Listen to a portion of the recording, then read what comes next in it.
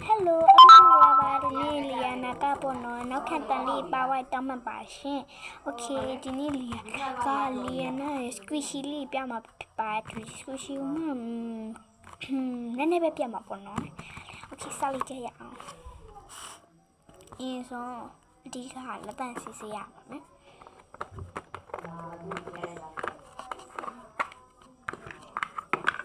ဒီနေ့ဆနမ်မိုဒီဇိုင်းလေးနဲ့ကတ်ထားပါရှင်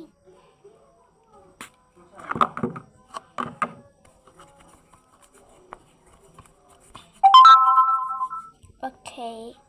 ရပါပြီရှင်မစိတ်ပိုးတန်နေကြပါတောင်းမှပါရှင်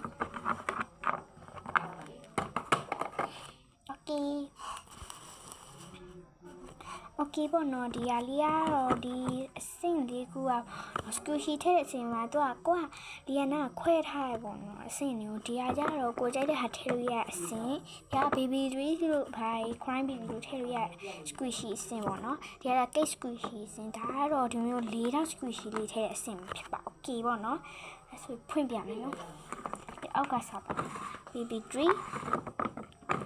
ကြိုက်တဲ့ဟာထည့်ရတဲ့ဟာပါဒီက cake squishy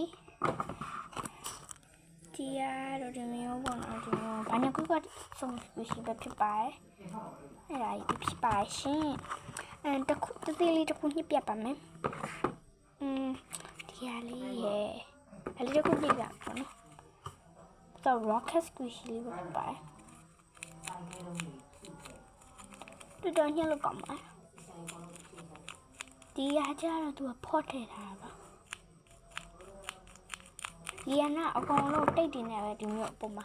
ကတ်ထားရပါနော်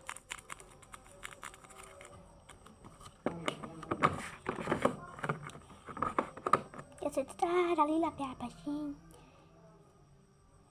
like subscribe လေးရလို့ပြောပါနော်